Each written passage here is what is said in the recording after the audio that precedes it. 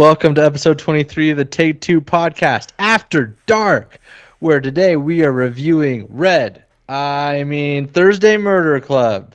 Let's go.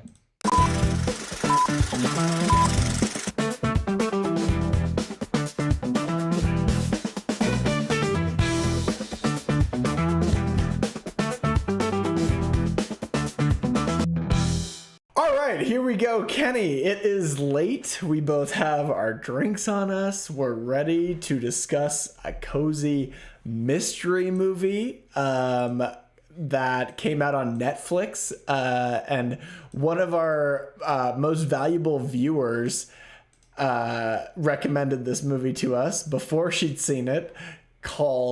The movie is called The Thursday Murder Club, okay? And it stars Pierce Brosnan and Helen Mirren and a few other faces you kind of recognize here and there. You got Ben Kingsley. That's right. You got the guy who played Keira Knightley's dad in Pirates of the Caribbean. You have he played Hamlet. What's that? I always forget that guy's name. He was like a big deal way back, like a few years ago. The main baddie. Oh, that guy. Oh, I don't know. Was that the same guy that was the detective in Broadchurch? Yes, I believe so. Okay, yeah. I mean, that guy's a good actor, but yeah, I can't wait to talk about this movie. Kenny, I had some really, really, really strong feelings about the Thursday Murder Club. So maybe I should just jump into it right off the bat. Hit me with it. We're after dark. We've gone rogue. Listen, we're drinking. Followers, any subs tonight for anyone who happens to be like, oh, let's watch a live stream of the Thursday Murder Review movie club, whatever. And if anyone follows or subs tonight, we have our drinks with us and we will toast to you and take a drink. Okay. I'm drinking some dark rum and Kenny's drinking, what is it? A spritzer? I'm drinking a hard cider. Hard cider. There you go. Though this movie does kind of call for an Aperol spritz when you really think about it. It's very... All these people are just, living their best retired lives. This movie calls for a full bottle of rum. And I'm going to tell you why, okay? Let me just jump in real quick. This movie is just establishing for me more and more what I've known for half a decade now, and that's that Netflix original movies are awful. And this one is no different. It is cheesy. It is obnoxiously over the top and colorful, but in like a nonsensical way. I'm 99% sure the script was written by AI. It's as if some soulless robot was trying to spit onto the screen what it imagined something charming should look like, what it imagined a mystery should look like. And in every scene, we're seeing it, but it's not coming out the right way. Typical Netflix, they had enough in the budget for an AI writer and a few has-been A-listers. Now they're all super old. And okay, has-been. Let me keep going, okay? I get it. Pierce Brosnan is trying to make a comeback right now, but this movie may have killed his career. Writing, acting, editing, sound, plot, directing, pretty much all-time lows for me. That's really saying something considering we just watched Happy Gilmore 2, also a Netflix original. Like, I didn't think... Blocked that entirely from my memory. Yeah, I didn't think I could watch a worse movie than Happy Gilmore 2 in a long time. And, okay, that's a tough comparison. Like, I would put it maybe one notch above Happy Gilmore 2. What did I give Happy Gilmore 2? This movie has a plot that moves linearly.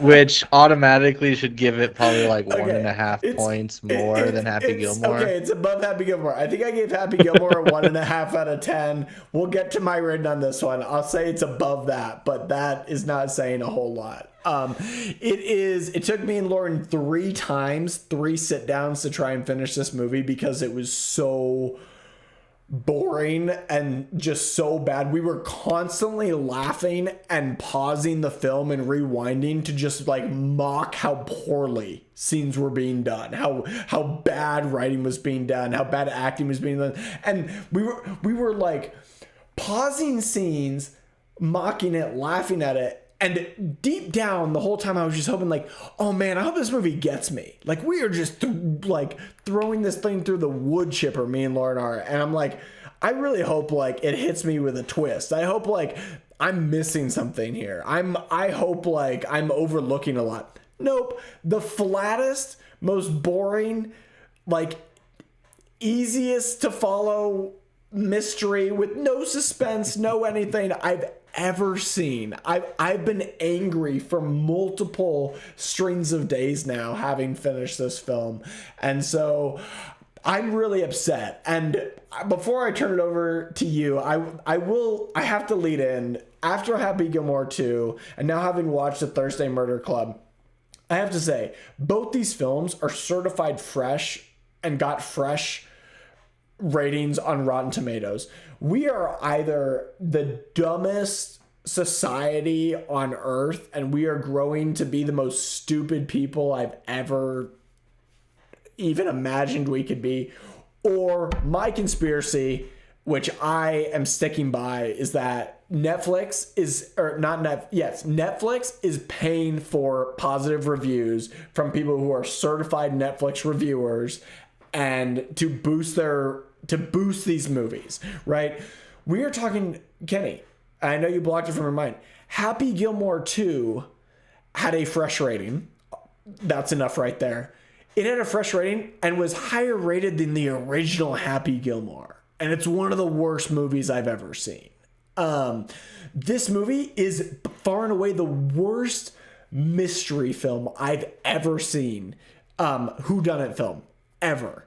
And it's certified fresh. Like, I'm sorry, I went and saw Weapons in theaters. Like, Weapons, like, that is a quality film that deserves like a certified fresh or high reviews, and it shouldn't be in the same like realm as this movie. I'm just like, we will go into details, but I'm just very, very, very bothered by this entire film. So there's I know it's tough. I know you're married to our biggest fan who suggested this film, and I don't even know if she liked it. Yeah, hearts for Jenna. So like, I hate to stomp on any of what could be Jenna's dreams here, but that's it. That's my 2 cents to start out here. Yeah, shout out to Jenna in the chat. She's saying that she's afraid of your feelings, Sam, which, man, you must be in a really dark place. And then Sam, you do have to take a drink for 2 things, actually. What? The first thing you have to take a drink for is that this movie is not an original movie. This movie is based off of a book. No, but it's an original Netflix movie, is what I'm saying. I know it's based on a book, but like it's a Netflix original film. Well, okay, take a drink anyway. Okay, I'll take a drink. The second thing that you need to take a little sip for is that, yes, both of these movies, Happy Gilmore 2 and Thursday Murder Club, are certified fresh, but Happy Gilmore 2 is at like 63%. The original Happy Gilmore is actually now at 65%. Wow, on Rotten Tomatoes. So I think there's been like a resurgence on the Happy Gilmore front where people have like come back 20 years later to review it just to make sure that they set the record straight that movie is in fact far better than the sequel. Far better by 4%. That's so funny. Yeah. Okay, I'll take a drink for that. That makes me happy. Yeah. So, we still are in the dumbest timeline. That hasn't really changed. But you also said that these people are has-beens. And I'm like, well, I've watched every single James Bond movie wow, I didn't know in that. Existence. Really? One of my father's favorite series. We used to have like these 3 box sets of all of them from Pierce Brosnan to Sean Connery and Daniel Craig. I'm blanking on the one dude who was only in one of the movies, but I've seen all of them. Wow. And Pierce Brosnan has just never really landed with me. Like, didn't really land for me as James Can't Bond. understand half the Didn't stuff he says. Like, didn't speak with really your mouth open, bro. didn't land with me in Mamma Mia. But we're talking Ben Kingsley. We're talking Helen Mirren. We're talking like the No. what's I his will face say, from that one. okay, first off, you can't say what's his face and say he's a great actor. Also, like, Ben Kingsley, like, only you and me know the name of Ben Kingsley, okay? I could show that dude's face to 100 people on the street, and they'd be like, I think I've seen that guy somewhere. They wouldn't know his name. He's not an A-lister. He is to us because we're in film and he's a great actor, but, like, man, were his acting talents just completely wasted in this movie. Like, he played just a corny, like, closeted dweeb in this movie, and like very beneath him for he's an awesome actor. So Yeah. So my understanding of this book, and Jenna in the chat, correct us if I'm wrong, but this book was intended to be a beach read. So it's intended to be a lighter. It's kind of intended to got go it. through intended to kind of go through kind of your standard tropes. And I actually was having a good time for a good portion of the movie. I definitely liked this movie more than you did. I haven't given it a rating. That's the only possibility is for you to like it Right. more than I did, because Yeah. I despised it. Anything you could dislike it and you would like it more than I did. Yeah. I thought it was fine. Like, I don't think that I would rewatch it. I also don't think Jenna would rewatch it.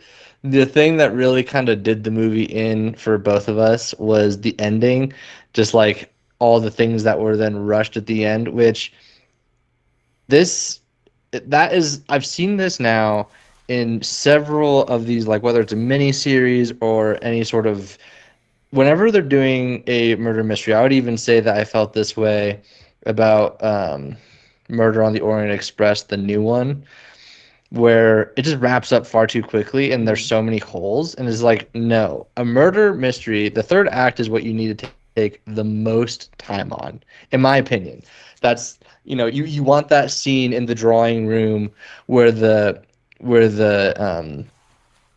detective comes up and explains why everyone is either guilty or like to solve the case. And the movie just kind of ends, and the thing that really disappointed me about it is probably something that's more source material, where both of the people who ended up being the murderers in the movie were both like the good guy, like we're both good guys, and you didn't get that satisfaction of like, oh, the bad guys were caught. It's like, okay, this one dude like killed so and so to protect his wife, and then Can we talk about this for a second? Okay, can we yeah, talk about the murders? First off, I'll comment on the ending because me and Lauren had our jaws dropped for the last 5 minutes. It was like the weirdest ending I've ever seen in a movie, where it like yeah, wraps up the murders, but it's like really anticlimactic, and then it just like really draws out like this long like sentimental montage across like the old people's home and kind of what they're doing, well, like, and it's just right, like really weird. And like we were kind of looking at each other like, where, like you said, where's that big twist coming? Where's that third yeah. act? And, like, that couldn't have been it, right? Because like I didn't They feel definitely anything. Like they that definitely was, fumbled it at the end because something, and I don't know if you caught this, but the implication is, and it's something that Jenna was telling me is far more laid out in the book, is that the vet and his wife is the one who's in a coma the whole movie, was the detective. Jenna says that when the Thursday Murder Club leaves the room, he still has some of that like horse tranquilizer or right. whatever They're it gonna is. commit like a dual suicide, basically, Yeah, right? it's a murder suicide, Right.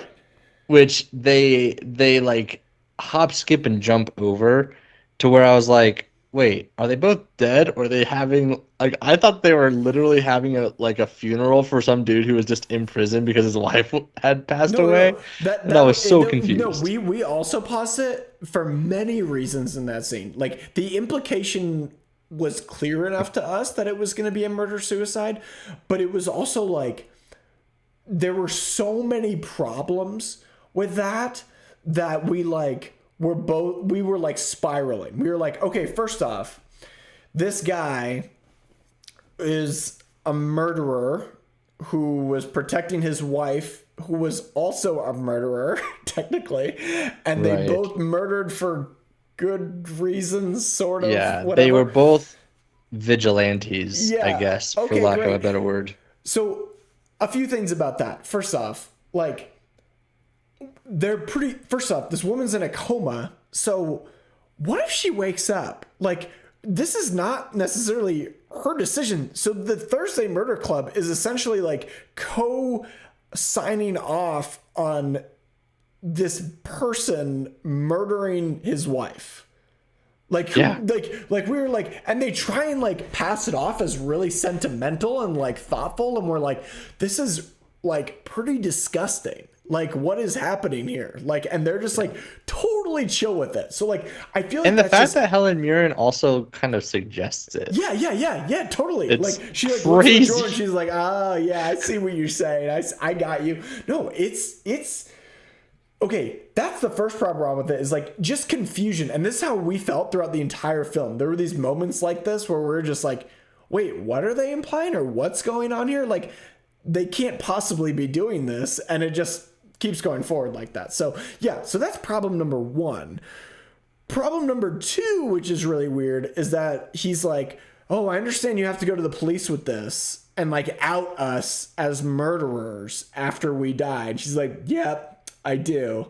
But she doesn't. Yeah, but she doesn't, and she also like doesn't need to, right? Like, if they Right. like, if she felt, which it seems as if she believed this, that they had done the right thing and were justified at all in their vigilante murders, like, why would she go to the police? Why would she tell them before they died that they were going to go to the police? Like, and Right. I'll just say this, like, Agatha Christie, for instance, like, her most famous character obviously is Hercule Poirot, and like something he does really well and that she does well with that character in a lot of his stories is sometimes he will find a character who perhaps is guilty, but he believes like did the right thing, and like he will maybe look the other way for that character. So like in Right. this situation, for instance, like she, like, one, it doesn't show her going to the police even though she says she's going to. Yeah. So in that case, like, why suggest and lean into this suicide murder? Why not be like, hey, your secret's safe with me. We know you did the right thing. You're clearly a good guy. You're trying to help your wife. Like, I understand. And like, but instead she's like, nah, you should just kill yourself. Like, Yeah. It is implied that she does go to the police, because when Ben Kingsley is giving the eulogy, he kind of talks about like how messily it ended, basically, and so yeah, it is but implied that she does But go to the why police, do they go to the but she police? doesn't. But she really doesn't need to. And I was even thinking about, like, again, to your point with Hercule Poirot, like, he won't even necessarily, like, as the reader, because he's like, you're going through his thought process, but he never like confronts the person. Like, you totally could have had a scene with the Thursday Murder Club, and again, this is probably a nitpick of the book and not of the movie, but you could have had a scene with the Thursday Murder Club never actually confront the guy and just say, hey, this is what happened. But even if not, I think that maybe the story could have gone where it's like, okay, we know that someone like had gone for like the Polish immigrant or whatever. Well, no, he also committed a murder. Yeah. And so, Okay. Can we also now get to that murder and how weird that was? Like, okay, so he kills this guy, and this is the lamest film I've ever seen when it comes to like finding out who the killer is or who the bad Yeah. guy is. Like, Helen Mirren is supposed to be like this really intelligent, like her specialty is like MI6 murder investigations. Like, she's all over this, right? She interviews this person and then like leaves that person with her husband. They're randomly were randomly caught into them like playing a chess game, like randomly. It's super weird. Yeah. And he is basically then says, hey, my wife told me the whole story and I'm pretty sure you killed this person. And the guy just is like, yeah, I did. You got It me. was an accident. And then the cops arrive conveniently after he hasn't done anything to the guy because apparently they're friends, even though they seemingly like just met and they're playing chess. That was like a really awkward scene. Well, he's a lonely guy. I can buy the fact that they're like he's just enjoying being around someone because he doesn't have any friends. But it's also like, okay, no, but why is that guy? But why is the guy who committed the murder like, no, I would never harm him. He's my friend.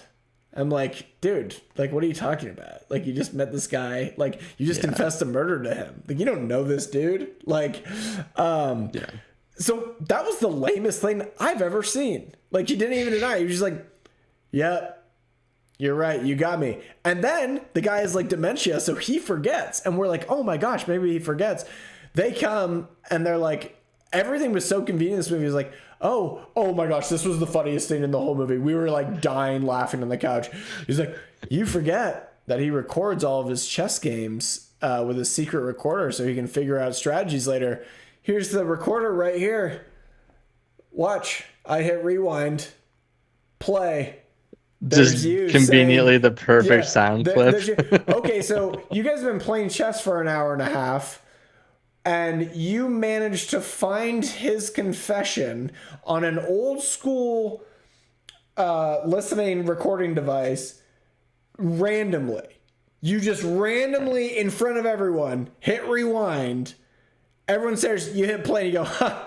And that was Helen Mirren the whole movie. Was just walking around like, it was legitimately a comedy. The whole movie was legitimately a comedy of Helen Mirren going around doing her Helen Mirren face where she's like got her tongue in cheek the whole time, just like, well, I think this. And here, and that's not to say she was the best part of the movie, but like her character was written so obscenely. Everything she did, she just went around like to the guy who was like cutting rose bushes, like who was supposed to be a bad guy. That guy, they were like, oh, he's actually got 2 names and all this stuff. It's like, dude, no one cares.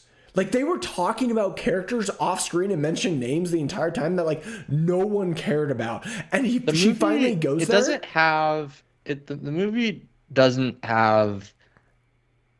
It does not build tension. Period. No, and that's worst tension like that. I've ever seen. It's a huge portion of any sort of mystery, right? Like even if that scene, even with the chess game, if we were to go back to that, he starts having a dementia episode. He then forgets.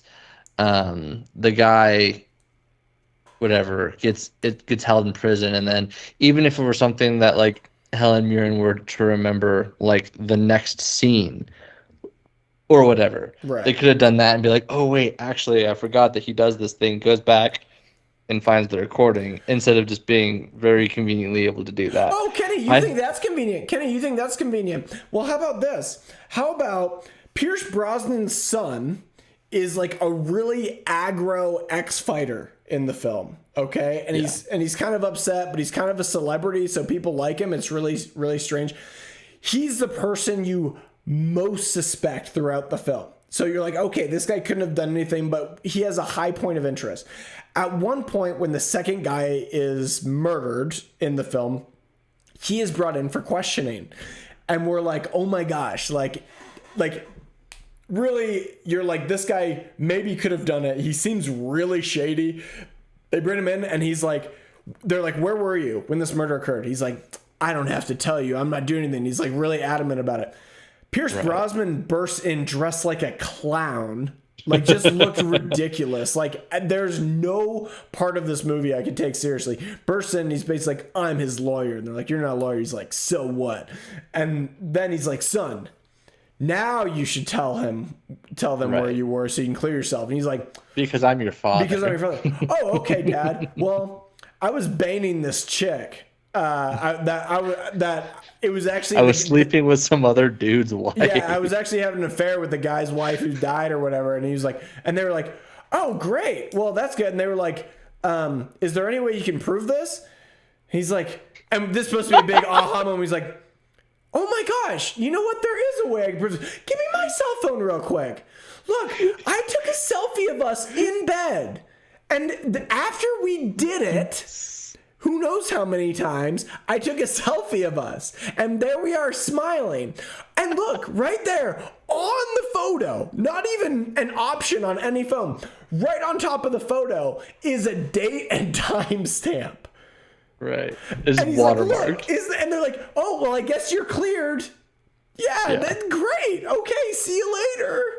Like, Yeah. bro, oh my gosh, it's the worst movie I've ever seen. And It's not the worst. Okay, take a drink. Take a drink. It's It is not the worst. You movie. literally have seen Happy Gilmore 2. It's the worst whodunit movie I've ever seen. It's the worst whodunit movie I've ever seen. And I stand by that. I haven't seen a worse one. And I've seen Murder Mystery too. No, far worse than that. Far worse. And this movie is Adam Sandler just getting. This is an Adam Sandler podcast. Like, that is a perfect moment. It's the only time I said this movie can be saved is if he was like, oh, I do have this piece of evidence, but I did somehow commit this murder. And we're going to get a big twist at the end. No twist. Yeah. We're just nothing. Helen Mirren, Kenny, goes to this guy who's in a basement for some reason, cutting flowers, and just his hands are bloody. He says he loves cutting flowers, but he's so bad at it. His hands are just bleeding everywhere. And in typical Helen Mirren fashion in this movie, she goes up to him and goes, hey, you know what? I think you killed this person. And that's what she says to everybody. And then she goes, right. Nope, wasn't me. And she goes, oh, okay, thank you for your honesty. She's like, by the way, do you want to sell your portion of the estate that I live at? By the way, do you want to sell this? Also, this was a hilarious, another moral gray area of the movie. Okay, Helen Mirren might actually be the evilest person in the film. She goes, I know you've been doing this thing where you get immigrants to come here, you steal their visas so they can't go home, and you basically force labor upon them. I know you've been doing that for a long time, and this is harmed probably countless people and has ruined many lives. But if you will sell this property to me, to a buyer of my choosing, I'm not going to mention any of that. I'm not going to the police. All these lives you ruin, that's the deal I'm making here. And the guy's like, oh, you're going to give me market value? And you're not going to wrap me into the police? Didn't you work for MI6? Aren't you under some sort of ethical conduct here? She's like, no. I'm totally down to make this deal. But later, my personal friends who had good reasons for taking people out, after I convince them to commit a murder-suicide, then I'm going to go to the police and drag their names through the mud just so in the afterlife they can look down on me and be like, oh man, she's a great person. Right. Yeah, it falls apart. I do have several questions for you. Let's lighten it up. We've dogged on this movie enough. Again, I thought it was. I wouldn't watch it again, but it is not the worst thing. Need I go on? You do have a soft spot for whodunits, and so I when I saw this movie, my thought was this is going to offend a lot of Sam's sensibilities just because of how big of an Agatha Christie fan you are, how much you love these stories. Is mystery thriller. So this movie is particularly offensive to you in a way that I don't know if it's as offensive to me. I still I was like, oh, Jen and I looked at each other and both like, oh, cool, this was great. But several questions for you. Yes. And I want to start incorporating this into our future podcasts about movies, especially that just didn't hit the mark. If you were to take the same skeleton of this movie, what could you change with the said skeleton, with our basic understanding of the source material? What would you do to make this movie better? Oh, you mean how I can fix any movie and it's a remarkable talent of mine? Did I ever tell you how to fix Sinners? Did I ever tell you that? Ooh, all right. Go ahead and tell me, and then I'll decide if you need to take a drink for this or not. No. Kenny, you want the best ending to Sinners that would have made the film much better? Okay? It's one thing, all right? All you have to do at the end of Sinners, remember when Sammy... Okay, sorry to get off topic for anyone who hasn't seen Sinners, all right? Spoiler alert. it's been out for way too long at this point, and we've done a podcast. And just to on protect you from the internet trolls, you did like Sinners. You just did not give it an 11 out of 10 like the rest of the internet did. The internet? Oh God, I don't even want to get into it right now. I don't want to get into it. Here's how you fix Sinners, and then we can come back and I can fix this movie. All you got to do with Sinners is Sammy walks into the church after all of this has happened. He's covered in blood. His dad is there. His dad is the one who's been telling him, Sammy, stay away from this music because it brings evil. I can tell. Don't do it. Sammy walks in like, holy crap, Dad. You won't believe it. You were right. I can't even tell you the evil I've been through.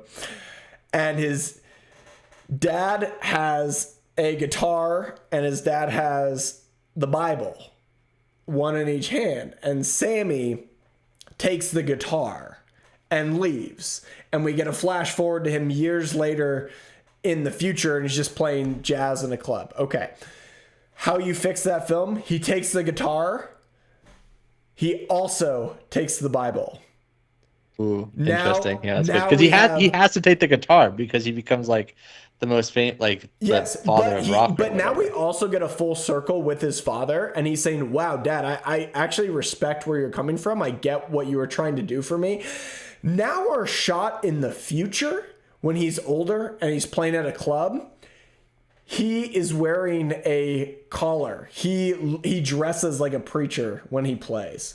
Boom. Ode to his father.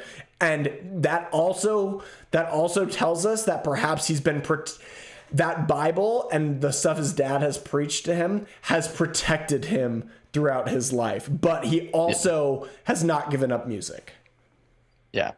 The other option is he takes the guitar, and it's a sign that he's making a deal with the devil, right? And then it ultimately ends up coming back and haunting him. Like when Haley Steinfeld and Michael B. Jordan walk in the mid-credits scene, it just like cuts after they walk in. It's like a picture of his face. And I like that. Sure. I like that too. But I also think like that my ending would have brought it super home for a lot of people. Like a lot of people. So that is there. Glad I gave you an opportunity to talk about Sinners again. Yes, thank you. I appreciate that. I trust me, it's funny. I really appreciate what a great host you are asking this question, because I walk away from many movies and the next day or that night I often tell Lauren I will go to a full steam rant about this is what could have fixed this movie. And so I guess when it comes to this movie, there's so many problems with it. Like I have so many issues with it. But if I were to pick a few, I'd say one, to look at the first season of Only Murders in the Building. They really nailed this trend. They really nailed the trend of old people going into murder investigations and kind of finding some charming mix there. They did a great job with that. This feels like it was done afterwards, and it just wasn't like it feels like the worst remake of the first season of that film or of that show.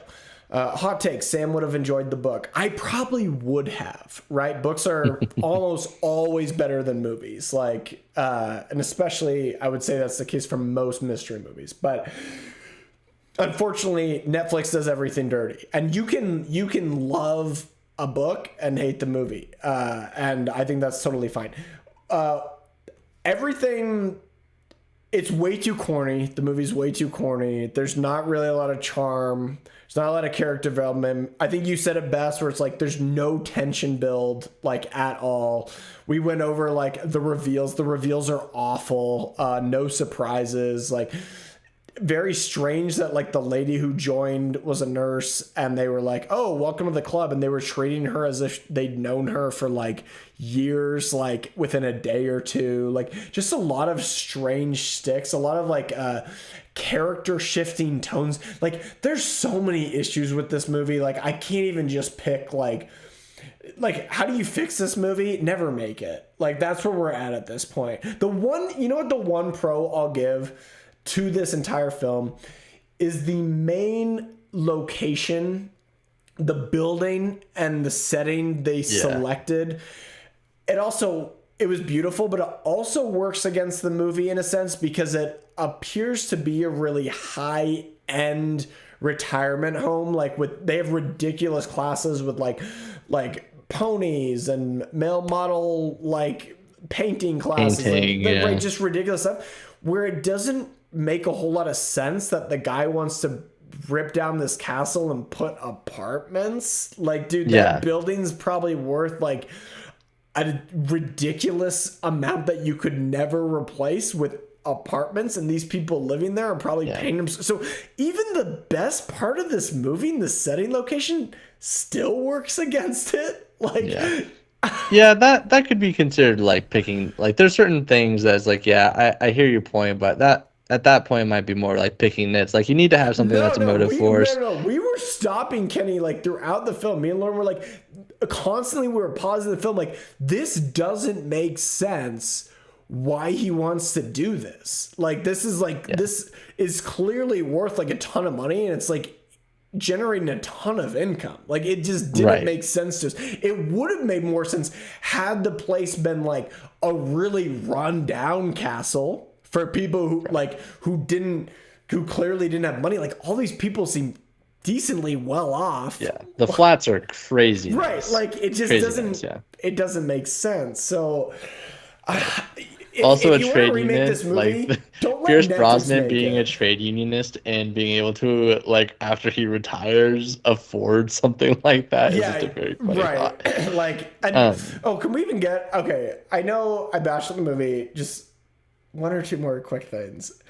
Is it the biggest plot inconvenience? I don't even understand where the guy's like, you've got to break ground on this cemetery today. We got to get this cemetery dug up. Did you bring your one shovel to dig up the entire cemetery? And the guy's like, I brought my shovel. Okay, I'm going to distract them. You go around the back. You dig up the giant cemetery. Start with that grave. First grave he digs up. There's something weird about this grave. Let me bring it to this person. Oh, it happens to tie into this other thing. Like, the plot inconveniences were off the chart. Like, it was actually... Okay, you know how you fix this movie? If it leans into knowing how bad it is, and it just goes full, like, hot fuzz comedy, I could probably digest it because it was that funny and that bad. Yeah, I think that where I'm at when it comes to fixing it is there are so many, like you said, it's coincidences. There's so many, like, they're just stumbling into these solutions, which is just not very satisfying. And I haven't read the book. I'll go and Jenna, our resident book expert in the chat, in her grave right now. I can only imagine. I imagine it's a woman author, right? Like, right. But in the chat, Jenna, if you're listening, would you say that the book takes as many liberties when it comes to coincidence? Because if it does, it's like, okay, we have to live with that. That's not something that's particularly satisfying to me. Sam wouldn't like the book in that case. Then maybe Sam wouldn't like the book. But I think that if you were to do that, it almost needs to be like a weird Alice in Wonderland sort of absurdist movie to where, like, you know, you have these like really zany characters that are like the Mad Hatter, and like things just keep happening to them. I feel like there may be a way to do that, but again, coincidences, because the whole thing with any murder mystery, right, is you just have to say, we don't believe in coincidences. Things don't just happen. You have to solve it. You have to bring the reader along with it. I think, but yeah, I'm imagining just the most hilarious timeline where you and Jenna, Samuel and Lauren sit down and watch a movie, and you guys like have your popcorn and you're so lovely and you're just like, I'm so excited for the charm that this film will bring us. Like, thank you, God, for giving us this moment. And me with the tuner in hand, 2 minutes into the film, pausing the movie, just being like, are you seeing what they screwed up here? Do you see how bad this is? Yeah, pausing a movie, like the amount of times that you talk about how much you and Lauren paused a movie I Only find to bad be a movies. cardinal Only sin. bad movies. Only bad movies. Ooh, okay. So in the chat, Jenna says it's a murder mystery beach read, which I read on the beach. This is true. We were in Costa Rica when she read this book. So suspension of disbelief, but Author less was a man, coincidence. for the record. Oh my gosh, this Wow. guy deserves to lose his man Sam, card. you need to take a drink for being a misogynist because you assumed it was a woman. I prefer sexist, but I will take a drink for that. That's on me. That's on me. I'll take that. I'll take a drink. You know what? That's fair. I'm glad someone's got to hold me accountable in here. I be slinging things like this.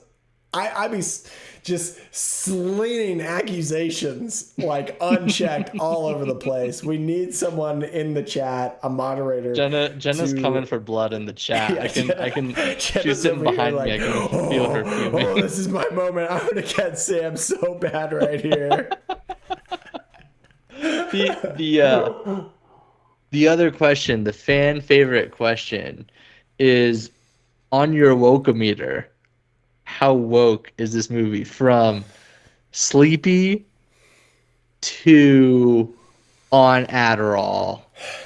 How woke is this movie? Sleepy being like non-woke. Yeah. Okay. It is super sleepy, and that's what makes me extra super disappointed. Okay.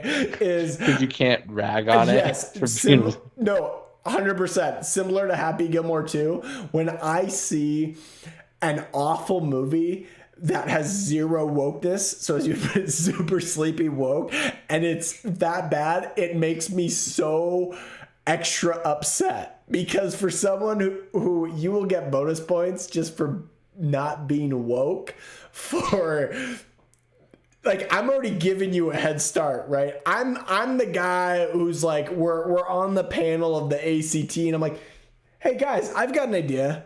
Let's give them some points just for putting their names. Like, let's just start them off with a head start, right? That's me with like, if they're not woke, let's just give them a few points.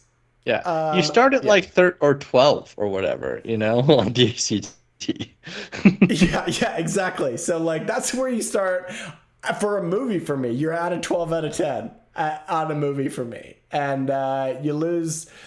They lost. I guess if I were to rate this movie, I'm going to give this movie a 2 out of 10. 0.5 higher than Happy Gilmore 2. I would never recommend it to anyone, not even my worst enemies. It's the worst whodunit I've ever seen. And I would, if you're looking for, I guess, a leg up from this movie, like, I don't want to overwhelm people with like a really good murder mystery. If you thought this was any form of entertainment or intelligence, like, if you want one step up from this, go watch Murder Mystery 2 with Adam Sandler and Jennifer Aniston. If you actually want like a decent, like a better version of Murder Mystery 2, let me help you out. Go watch Murder Mystery. It's actually like not bad. It was like the most like streamed Netflix movie ever when it came out. Like, actually pretty entertaining, like better than I thought.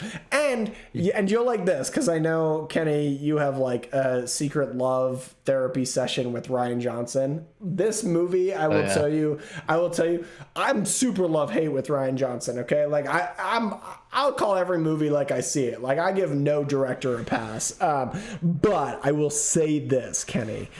I know you really enjoyed Glass Onion, okay? Yeah. I like it lots. Big lover of Knives Out over here. I would give Knives Out like a 9 out of 10.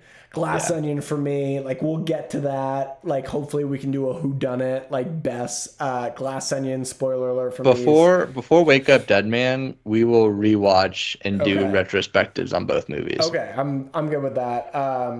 I've seen Knives Out like 3 times. I've only seen Glass Onion once, so I'd be more than happy to give that I am with you that Knives Out is a better movie than Glass Onion. Yeah, I don't think you can find someone who would argue otherwise. I would say Glass Onion for me is probably like a 6.5 out of 10. I felt like it was a decent drop off. But here's what I'm gonna say about Glass Onion. Watching this film made me appreciate Glass Onion to an extent, just as far as and that was technically a Netflix original film. Like, yeah. And it felt like Rian Johnson brought a lot of, and he does this with his movies, which I appreciate. Like, even more than anything that I hate The Last Jedi or Last Jedi? Oh yeah, you hate the best Star Wars movie. I always forget that. Let's not get into that. Don't even troll me right now. But like, I might hate The Last Jedi, but I can appreciate Rian Johnson's cinematography. I can appreciate his color. Like, I think of the new sequel for Star Wars. Like, I think he does the best with all that stuff. I just don't think Star Wars was for him. But like, I'll say this, like Glass Onion, like, and even though Glass Onion, we'll get into that, but like his stylization, the production, what he got out of the actors, like everyone feels there. Everything feels like a hit, and it's like boom, boom, boom. This just feels like such a bad whodunit in comparison to something like that. Like, and shame on Chris Columbus, the director, who directed the first two Harry Potter movies and who directed Home Alone, the first two Home Alone movies. Like, I understand you're trying to make a comeback. Failed comeback. Dude, yeah, Chris Columbus is never coming back. Like, when I saw his name on this movie, I was like, Chris Columbus of Chamber of Secrets fame. Though I will say, we are officially in the Burr months, which you know what that means. Oh boy. It's the beginning. It is the beginning of the annual Plant Family Harry Potter marathon. No. So gear up, everybody. We're going to go on a side quest, and we're going to watch all 8 Harry Potter films live on this podcast. We're going to live stream them all. Oh, no. Speaking of which, and maybe we should wrap this up, but we can keep streaming. Let's wrap it up. Can we keep streaming it all? Can we talk about a few other things? Yeah. Okay. I guess... Well, we'll just keep streaming. I'll cut it later. Let me ask you about something. Okay, what was your rating for this movie, Kenny, before we move on? After talking to you, I did feel like I feel bad. I think feel like you point I always out... weigh you down. I feel like you always come in, and then I'm always like, and then you're like, oh, man. When Jen and I were talking, we were kind of like both between like... Because I don't think that either of us found the movie offensive. Like, I think we both had a fine time just sitting down and watching it. We didn't like walk away blown away. We didn't really spend too much time thinking about it. It wasn't really thought provoking. So to me, that kind of like lies it somewhere between a 5 and a 7. I think I'm probably I'll call it even and call it like a 6. Oh my gosh. I just, you know me, like it's No, just I do, and that's why I love you, I and just that's don't why I give love too many you. movies No. really low ratings. No, I understand. That's why I love you. That's like, so I guess in between the two of us, it's a 4. And maybe that's where it's supposed to be. Maybe we have like an equilibrium before us that gives actually like the true rating of any film. And it's like maybe overly critical and it's maybe a little underly critical, and you find the perfect weight in between. Sorry, Jen in the chat I feel really weighed quick. down. Wow, that must be by you, Kenny, not me. Definitely not me. Jenna says, we knew the Columbus comeback wasn't likely after the movie that was Percy Jackson only in name. Oh man, that's tough. Wow. Oh my dude. I feel worse than anyone for Jenna because she read the book. It seemed like she was looking forward to the movie, and Chris Columbus got his hands on it and just decided to, I'm not going to use the word I was going to use, but he didn't do nice things with it. That's what I'll say. Now, okay, so well, the movie's we'll wrap up this episode. Don't forget to like and subscribe. If you want to keep on hanging out in the live stream, we're going to chat about a few more things, but okay. Yeah, hit that like and subscribe button. Oh yeah, we never tell people to like and subscribe, so please, like, we're like the worst at telling people to like and subscribe. Like, do you think people are actually like, oh yeah, I'm gonna go like and subscribe because some dude on a video told them to? I've been thinking about it, and I'm like, maybe they do because we have the best content on the internet, and like that's true. And every YouTube thing I watch, everyone right off the bat is like, you gotta sub, you gotta smash, you gotta like, subscribe. It's like, we just never say it. We just jump right in all the time. So like, maybe that is on our to-do list, is to do that. So, okay, we're gonna wrap up. We'll cut this. I just want to continue the live stream for a little longer.